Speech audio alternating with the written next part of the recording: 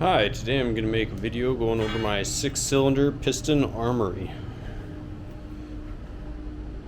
And this is in the order that I made them, starting with the sledgehammer. To start out,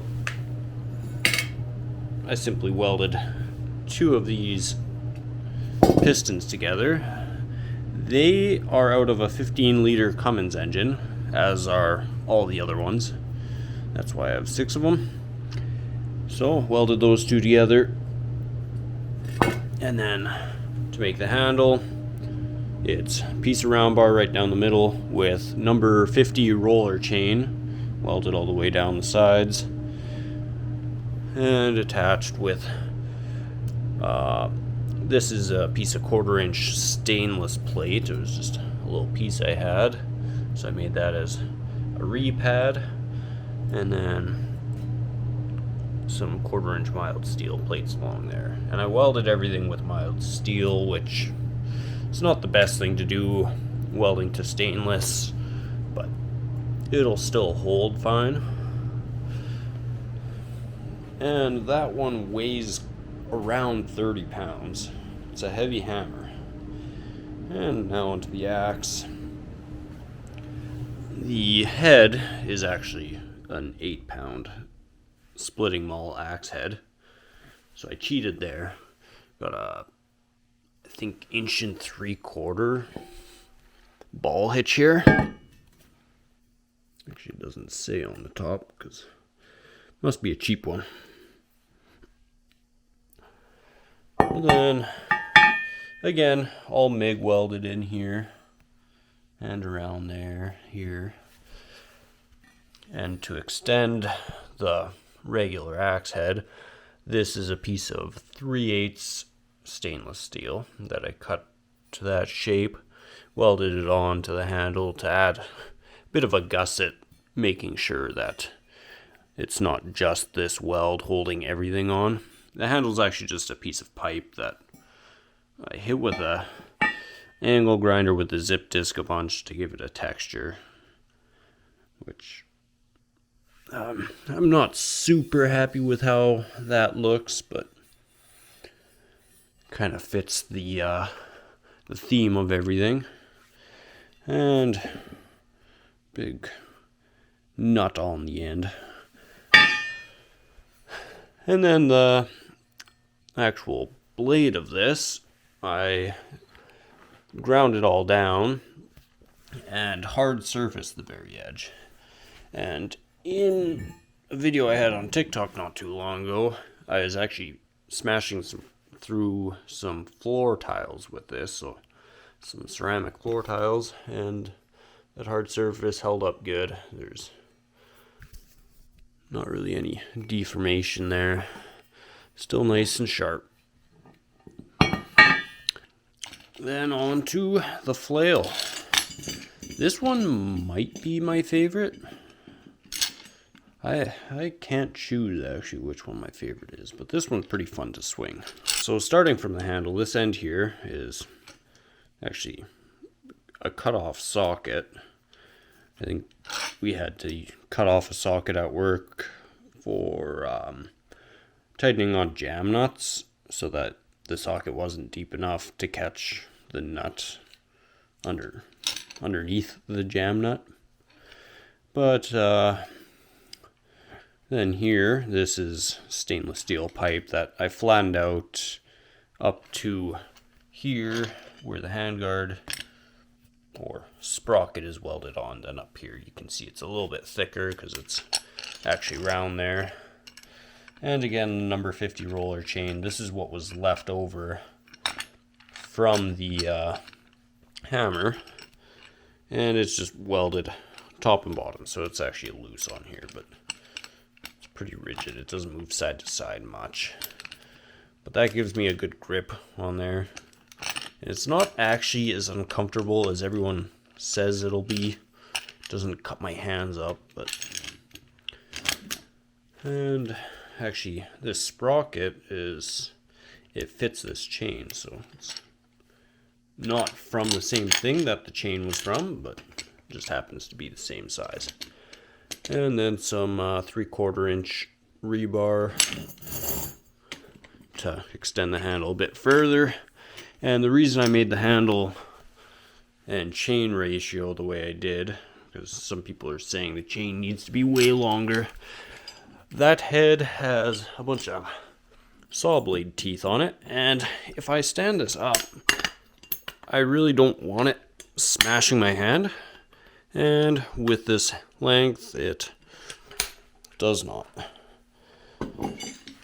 So I made the ratio of handle to chain the way I did on purpose to prevent injury, because even though this thing is still sketchy, it's at least kind of safe. And yeah, chain's nothing special. Here, to attach the chain, this is just a piece of 3/8 key stock that I bent to 90 degrees here, and added a little bit of weld on both sides of the chain just to make it so the chain can't come down to this end or this end. It's always right in the middle. So then for these saw blade teeth, I got all these from doing a job for one of the local mills. They had a bunch of little replaceable saw teeth that go into a big drum, and they wanted the teeth cut off of some of them so that they could just use them as like a little fill-in slot without teeth, which didn't really make sense to me. But anyway, we water jet these teeth off, and I was the one running the water jet, so while I was doing it, I was like, you know what, I'm gonna keep these teeth, and had them for a few months. And this is the first thing I used them on. They're carbide tips, so after hitting a few things, like right here, you can probably see these are chipped off, which kind of expected to happen because carbide tip teeth they're quite brittle. They're very sharp, and if pushed on the right way, they're strong, but side impact will crack them pretty easily. But yeah, put them spiraling up kind of the same direction. I guess now onto the sword. The sword here, it's actually made of Hardox plate. It's I had a piece of Hardox that was 2" by 1/4" thick that I cut down. So over here it's actually still 2 inches thick. Then I cut this out down here, and under here I have it out over, and then same under here. It comes further that way. It's kind of casting a shadow in there, so it's hard to see. But Hardox, it's like an AR 500 steel, like what bulletproof vests are made of. Well, not all bulletproof vests, but a lot of them will have AR 500 steel in them. And AR 500, the AR actually stands for abrasion resistant. Maybe not in that armor company's name, but AR 500 steel. It's a type of steel, and it's abrasion resistance. And Hardox it's kind of just a specific brand that the company I work for deals. So we have quite a bit of this stuff that with this specific piece was a leftover from a job that I kept, and now it's a sword.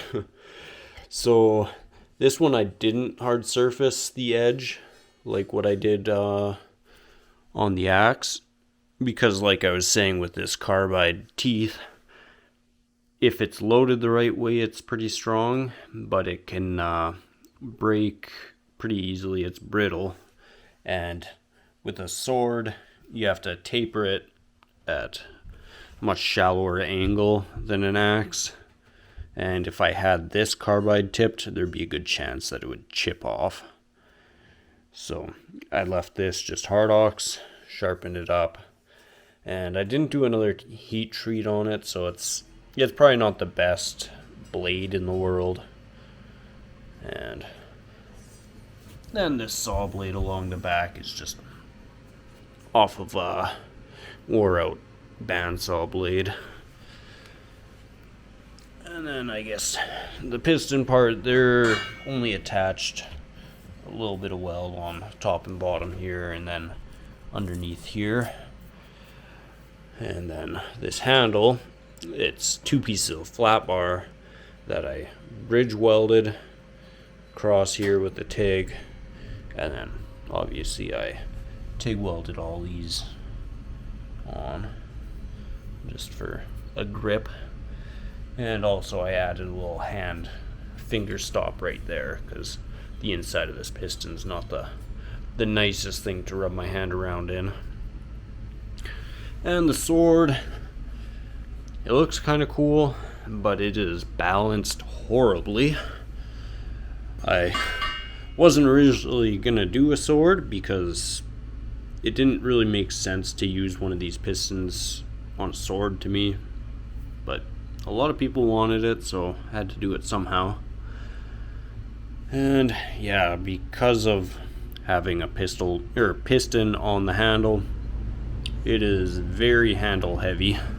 Like if I pick it up right here, if I can, yeah, the balancing point is the handle. Even it's actually probably right around here. Yeah, pretty much right where this is the balance point, which makes it really weird to hold. But now on to the scythe, which the blade, I've had a few people tell me the blade needs to be longer, and I don't know if it looks shorter because the thing's really long, so proportion wise to the handle the blade's kind of short, but it is a fairly long blade. I don't have a tape measure on me right now, but a bit longer than my elbow to my fingertips. It could be a little longer, I guess, which this one I made similar to the sword, where the blade is made out of Hardox. This is only 3/16 Hardox, and I sharpened it more like an axe than like a sword. So since I was able to go with a steeper bevel on here, I did actually hard surface this edge and the point as well, so I can really punch this into stuff and hopefully not chip it off. But with this one, I added this pin that just has a little spring hold it in place, and I can rotate the blade and have it in like a war scythe or glaive kind of configuration, which you could almost use it like a lance or a spear. Punch it into something. And then the same teeth that are on the piston flail are on these guys. And then down onto the handle here, this is some 1/4 inch by 2 inch wide flat bar that's stainless, and I bent it so it's bent and has an angle this way, which you can kind of see the way the light shines on it, and that adds a little bit of stability because flat bar is easy to bend like this way. It doesn't have a lot of strength, so a little bit of a bend in there adds a little bit of strength. And then it's bent down so it comes straight with the handle. and that's all welded. Again, this one's mostly welded with MIG, and actually all of them are mostly welded with MIG, other than the hard surfacing, which I did with TIG, and the handle down here on the sword I actually used stick welding, just because it's kind of in a crappy spot. And stick welding makes it a little easier to get in there.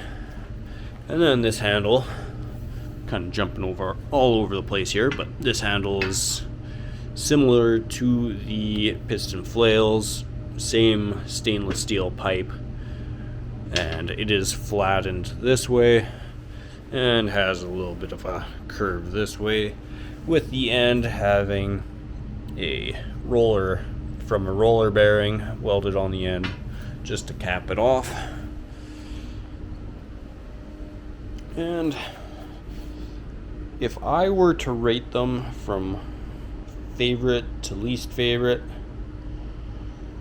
I wouldn't really want to say anything's my least favorite because I like them all, but the hammer and the flail are probably my favorites.